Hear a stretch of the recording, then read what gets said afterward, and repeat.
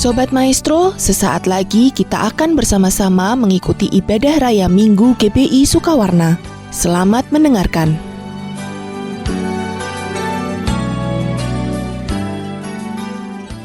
Shalom Bapak Ibu semuanya. Salam sejahtera bagi Bapak Ibu semua. Mari kita sebelum mendengarkan firman Tuhan, kita sama-sama kita berdoa. Kami mengucap syukur Tuhan, kami berterima kasih buat kesempatan saat ini, kalau kami masih dapat menikmati ibadah online di rumah kami masing-masing, di tempat di mana kami berada dan mendengarkan berita firman Tuhan ini. Mari Tuhan, Engkau sendiri terus yang menjamah, Engkau sendiri yang melawat, tidak ada ruang yang akan membatasi Tuhan untuk melawat setiap kami. Biarlah kiranya selama firman Tuhan disampaikan, Tuhan yang mengurapi setiap kami, Tuhan yang memberkati setiap kami. Firman Tuhan jadi kekuatan, firman Tuhan jadi tuntunan bagi kami, sehingga kami pun boleh semakin mengenal pribadi Tuhan, semakin lebih dewasa di dalam Tuhan. Biarlah urapan Tuhan bekerja bagi kami semua, dimanapun kami berada, dan urapan Tuhan juga yang memampukan hamba-Mu untuk boleh menyampaikan pesan firman ini dengan sederhana. Dalam nama Tuhan Yesus kami berdoa, kami mengucap syukur, amin. Ya Bapak Ibu, salah satu arti atau salah satu makna dari orang percaya adalah bahwa orang percaya adalah orang yang telah ditebus oleh Tuhan dari perbudakan dosa atau dari hamba dosa menjadi hamba Kristus. Sehingga disebutkan itu sebagai ciptaan yang baru atau sebagai manusia yang baru. Nah, pesan ini rupanya pernah diangkat oleh Paulus kepada jemaat di Kolose, kepada orang-orang kudus yang ada di kota Kolose. Dan pesan ini disampaikan untuk menuntun orang-orang kudus ini bukan cuma sekedar status mereka sebagai orang kudus, tetapi mereka menyadari bahwa mereka adalah orang-orang baru, manusia baru yang telah dikuduskan.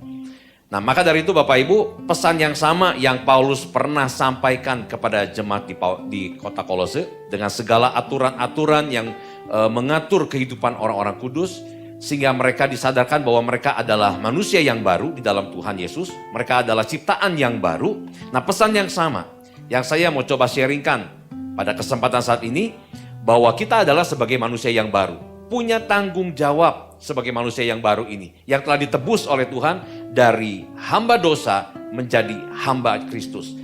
Dari tadinya kita adalah di bawah perbudakan dosa, sekarang kita di dalam Tuhan Yesus Kristus.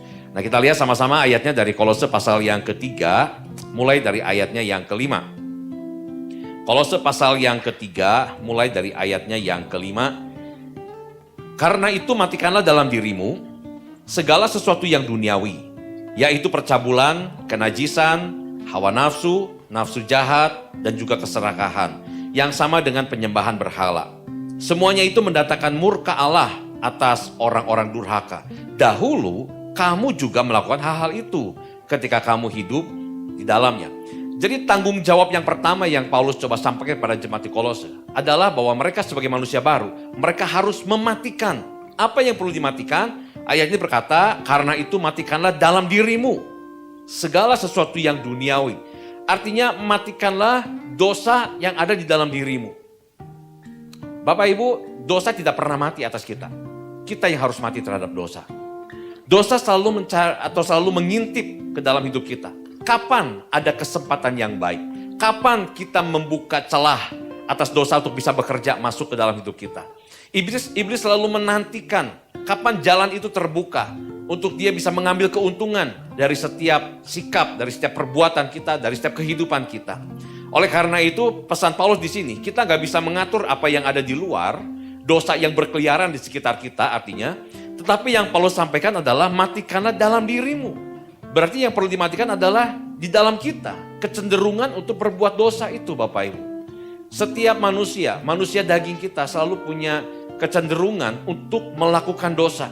Selalu kita ini adalah orang-orang yang cenderung untuk melakukan yang namanya dosa ini. Maka kita perlu mati terhadap dosa. Gimana caranya mati terhadap dosa?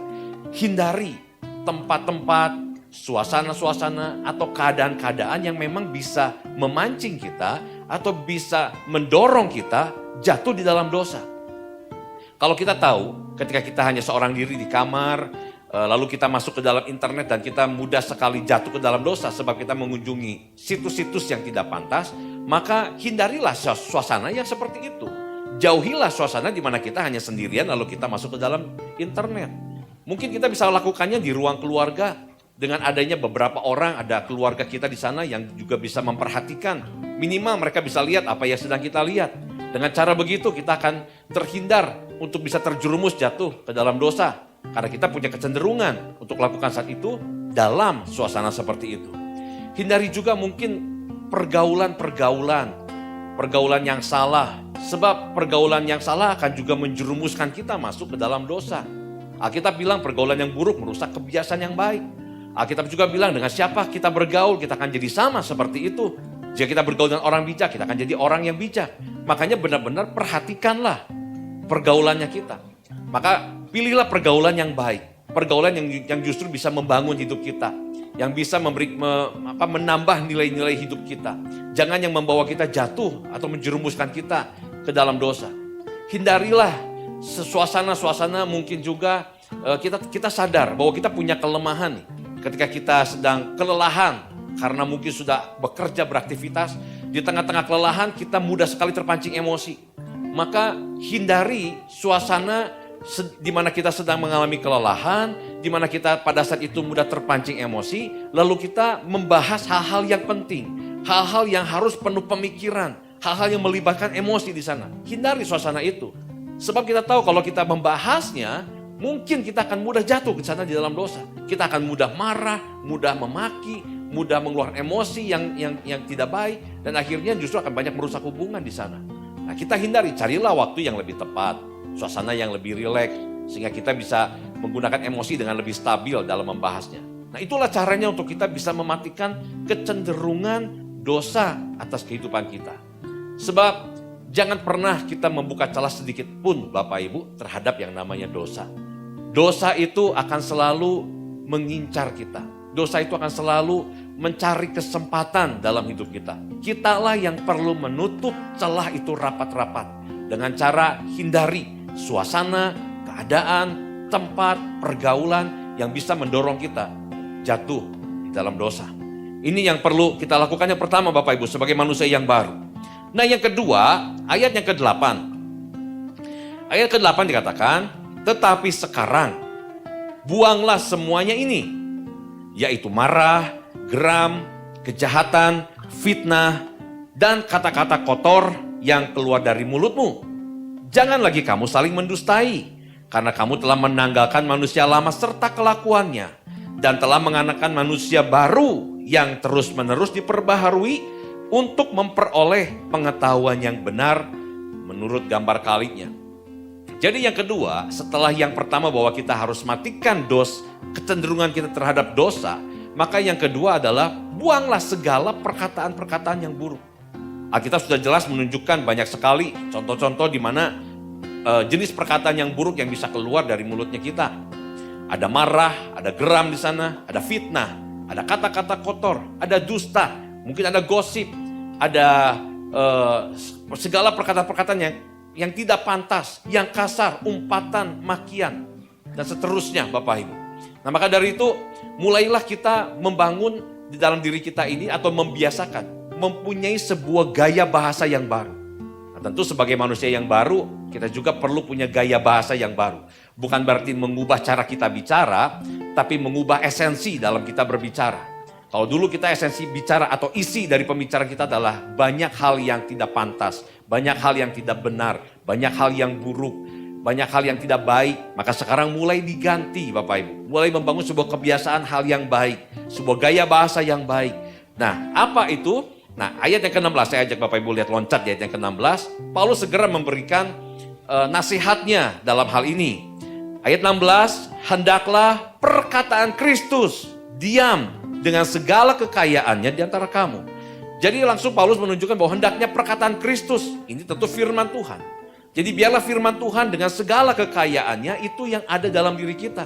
Tentu Bapak Ibu harus banyak membaca Alkitab. Itu menjadi sesuatu sumber yang akan memperkaya kita akan firman Tuhan Bapak Ibu. Nah untuk apa firman Tuhan yang ada di dalam diri kita dengan segala kekayaannya? Paulus melanjutkan. Sehingga kamu dengan segala hikmat. Nah supaya Bapak Ibu punya hikmat dari Tuhan untuk mengajar, Artinya untuk membuat orang yang tadinya tidak mengerti tentang kebenaran jadi ngerti. Yang tadinya tidak paham menjadi paham. Yang tadinya tidak tahu menjadi tahu. Lewat hidup Bapak Ibu semuanya.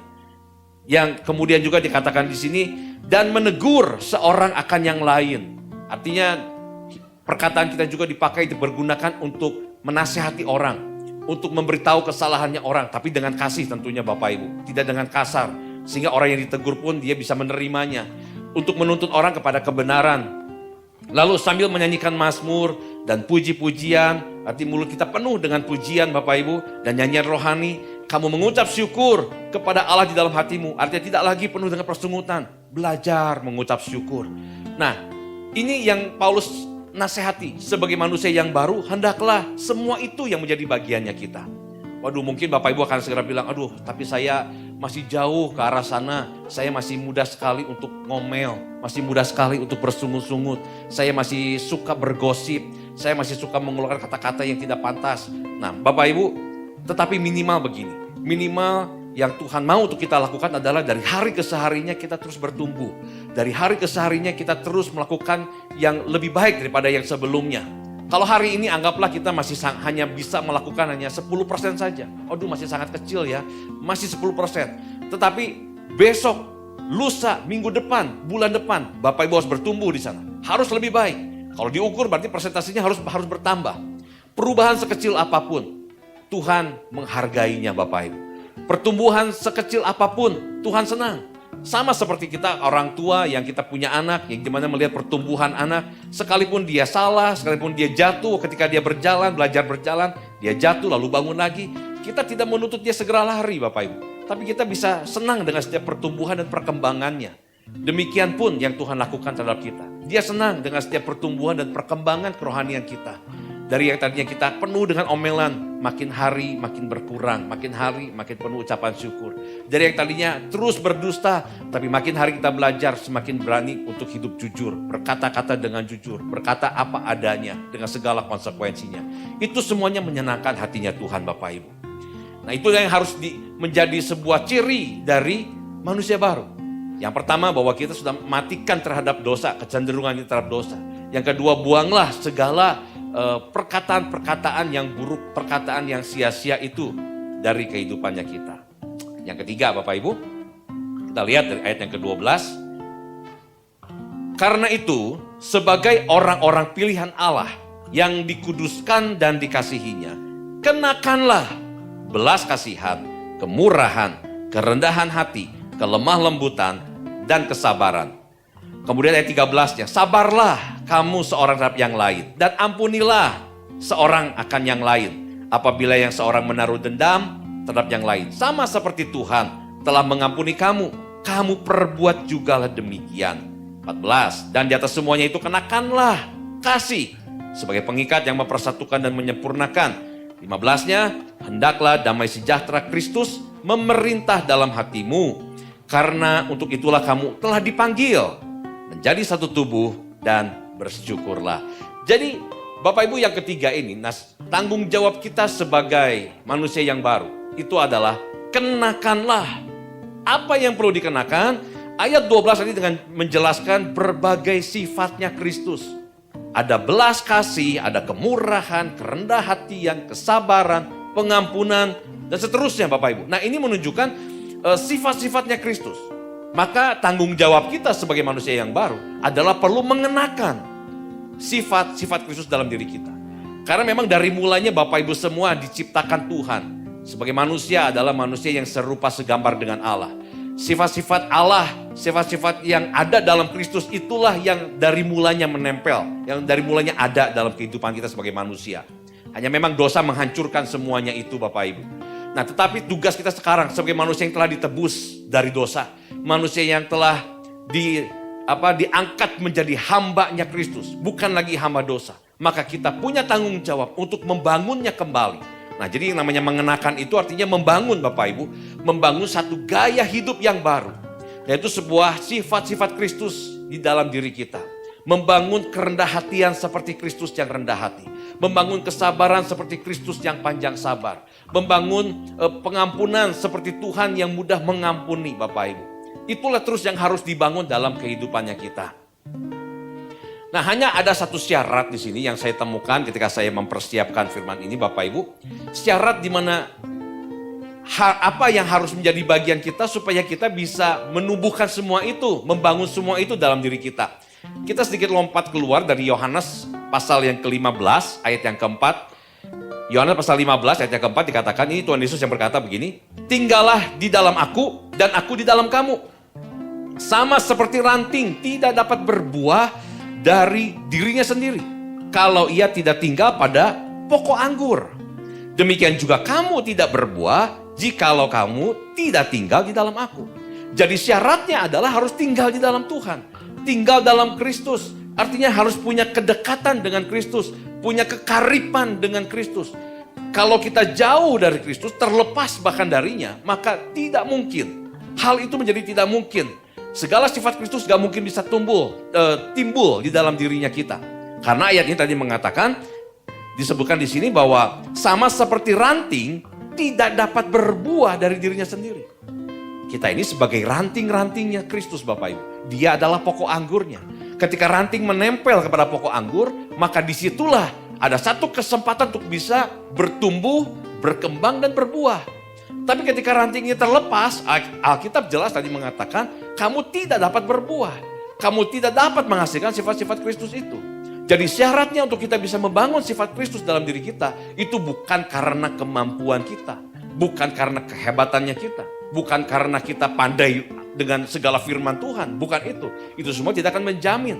Tetapi yang bisa membuat kita bertumbuh sifat-sifat Kristus dalam diri kita adalah karena kita punya kekaripan dengannya. Karena kita dekat dengannya, tidak jauh, tidak terlepas darinya.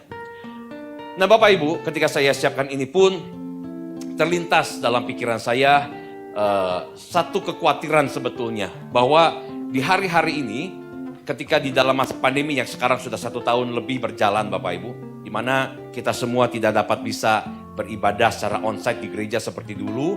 Kita harus ibadah masing-masing online di rumah. Dan tentunya juga penggembalaan akan menjadi sangat terbatas dari pihak gereja. Kemudian juga benar-benar ada satu ruang gerak yang bagi kita jadi begitu terbuka dengan lebih lebar sebetulnya. Di mana kita tidak ada yang mengawasi, nggak ada yang kontrol, nggak pernah ada yang tahu, nggak ada yang memperhatikan bagaimana tentang kehidupan kerohaniannya kita. Karena kita masing-masing tidak tahu. Nah ini perlu inisiatif sendiri, ini perlu kesadaran sendiri. Bahwa kita masing-masing punya tanggung jawab terhadap manusia rohaninya kita. Tentu kita orang yang menyadari tanggung jawabnya terhadap manusia kerohanian kita. Maka kita akan punya kedisiplinan dalam terus nantiasa membangun manusia rohani kita. Nah ada kekhawatiran saya ketika kita gak bisa saling memperhatikan satu dengan yang lain. Menjadi sangat terbatas sekali semuanya itu. Terlebih hari-hari ini pun juga masih banyak yang belum bisa beribadah secara onsite. Nah maka bagaimana kerohaniannya kita semua? Maka bagaimana apakah Bapak Ibu masih tetap disiplin dengan baik di dalam kerohanian kita? Apakah Bapak Ibu tetap masih bersateduh setiap hari? Apakah Bapak Ibu masih tetap beribadah secara online dengan teratur di setiap hari minggunya? Apakah Bapak Ibu masih tetap membaca Alkitab dan berdoa secara rutin? Apakah kita juga terus masih melakukan hal-hal yang dulu kita lakukan sebelum kita pandemi ini secara kerohanian dengan begitu teratur? Apakah jam-jam yang biasa kita persembahkan kepada Tuhan pada masa-masa itu masih kita persembahkan dengan baik atau tidak kepada Tuhan hari-hari ini? Ini semuanya tentu perlu inisiatif kita. Ini semuanya perlu tanggung jawab kita masing-masing secara pribadi Bapak Ibu kepada Tuhan. Dan biarlah kiranya jika hari-hari ini ada di antara kita yang sudah mulai kendor dengan semuanya itu. Ada yang sudah mulai tidak memperhatikannya lagi dengan semuanya itu. Maka kembali berdasarkan dengan poin yang ketiga yang saya sedang bahas. Hal itu akan membuat kita tidak mampu Bapak Ibu untuk bisa membangun sifat-sifatnya Kristus dalam diri kita. Yang jadi bukan menampilkan sifatnya Kristus. Yang terjadi bukannya kita semakin lebih sabar, semakin lebih memahami orang, semakin tidak egois, bukan semakin lebih rendah hati dan seterusnya. Tapi yang terjadi justru bisa kebalikannya. Hari ini mungkin karena kita menjadi hubungannya kendor dengan Tuhan. Karena mulai tidak disiplin secara kerohanian kita. Maka yang terjadi adalah kita semakin lebih mudah emosi. Kita semakin lebih mudah menghakimi orang. Kita semakin lebih mudah tidak memahami keberadaan orang. Kita semakin lebih tidak sabar. tidak sulit untuk mengampuni dan seterusnya Bapak Ibu. Nah maka dari itu kiranya firman Tuhan ini boleh menyadarkan kita, mengingatkan kita kembali. Sebagai manusia-manusia yang baru di dalam Kristus, kita perlu membangun. Ini yang menjadi tugas sepanjang umur hidup kita Bapak Ibu. Setelah Bapak Ibu diselamatkan, ini tugas tanggung jawab kita. Sepanjang umur hidup kita ini, kita harus membangun terus keserupaan dengan gambar Kristus. Sifat-sifatnya Allah terus harus kita bangun. Semakin hari semakin sabar, semakin panjang sabar. Semakin hari semakin lebih rendah hati lagi. Semakin terkikis kesombongan kitanya. Semakin hari semakin tidak egois, tapi semakin lebih dapat mendahului kepentingan orang lain. Semakin hari semakin lebih baik lagi karakter kita. Sehingga betullah bahwa Alkitab bilang bahwa kita ini adalah surat Kristus yang terbuka. Yang dapat dibaca oleh siapapun, oleh semua orang. Tapi masalahnya, apa yang orang baca dalam hidup kita? Apakah yang mereka baca adalah sifat-sifat Kristus yang mulia yang ada pada diri kita? Apakah yang mereka baca adalah sifat-sifat yang mencerminkan Tuhan dalam hidup kita? Ataukah justru yang mereka baca adalah manusia lamanya kita yang mulai muncul kembali? Dengan segala temperamen kitanya, dengan segala sifat-sifat buruk kita yang lama, kebiasaan-kebiasaan buruk kita yang lama. Apakah itu yang akan kita tampilkan? Apakah itu yang akan mereka baca dari hidup kita? Jika itu yang mereka baca dari hidup kita, tentunya kekristenan kita hanya jadi batu sandungan. Enggak jadi berkat Bapak Ibu. Enggak memuliakan nama Tuhan. Tetapi waktu mereka membaca, di dalam diri kita ada sifat-sifat Kristus mencerminkan Tuhan lewat hidup kita. Maka hidup kita akan jadi berkat. Hidup kita akan memuliakan Tuhan. Nah biarlah kiranya hari-hari ini Bapak Ibu semua punya tanggung jawab masing-masing terhadap kerohanian kita. Biarlah firman hari ini mengingatkan kita. Tanpa saya bermaksud menghakimi siapapun. Tapi mengingatkan setiap kita. Ayo untuk kita semakin lebih dekat lagi dengan Tuhan. Semakin lebih karib lagi dengan Tuhan. Semakin kita dekat dengan Tuhan, maka sifat Kristus akan semakin muncul. Buah itu akan semakin nampak keluar dari hidup kita. Sebagai pesan penutup dari saya untuk firman Tuhan tentang manusia baru ini, kita sebagai orang percaya, kita perlu dengan cermat untuk bisa memilah dan memilih. Artinya begini, kita perlu bisa dengan cermat untuk memilah apa yang seharusnya kita matikan. Jangan sampai itu justru yang selalu hidup bersama dengan kita.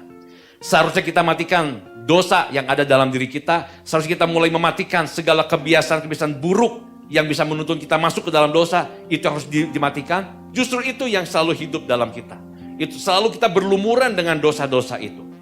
Apa yang seharusnya kita buang, seharusnya segala perkataan yang sia-sia, fitnah, dusta, ya, persungutan, itu yang harus kita mulai tinggalkan. Itu yang harus kita buang sebagai manusia lama kita yang dulu selalu kita lakukan. Nah, justru itu yang selalu melekat kepada kita. Itu justru selalu yang kita pelihara. Kita hidup penuh tetap dengan persungutan, suka tetap berdusta, dan seterusnya. Ya, itu yang harus kita tinggalkan Bapak Ibu. Dan apa yang seharusnya juga kita kenakan, yang harus kita bangun, sifat-sifat Kristus tadi, justru enggak kita pedulikan. Sehingga akhirnya hidup kita enggak jadi berkat. Nah biarlah kiranya tanggung jawab kita sebagai manusia baru, Bapak Ibu semua dan saya, sebagai manusia yang telah ditebus oleh Yesus Kristus. Dari hamba dosa menjadi hamba Kristus. Kita perlu dengan cermat untuk melakukan apa yang menjadi tanggung jawab kita sebagai manusia yang baru ini. Mari Bapak Ibu kita satukan di dalam doa.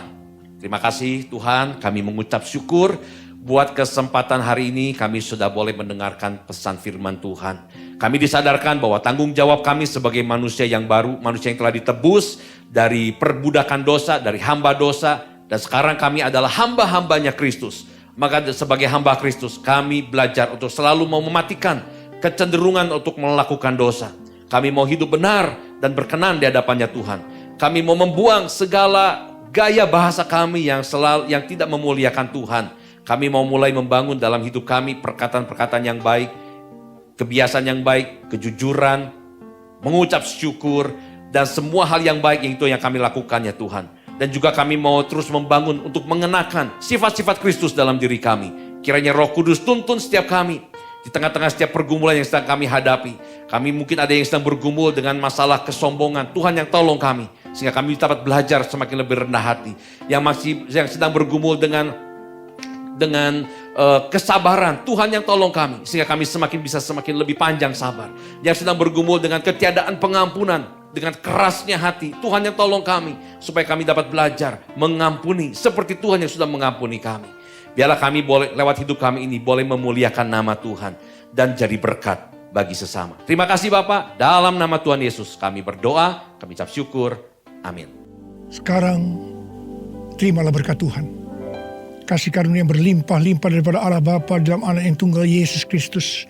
Persekutuan yang manis dengan Roh Kudus menyertai saudara sekalian mulai hari ini sampai Tuhan Yesus datang menjemput kita di awan-awan dan bahkan sampai selama-lamanya. Yang percaya bersama-sama katakan amin.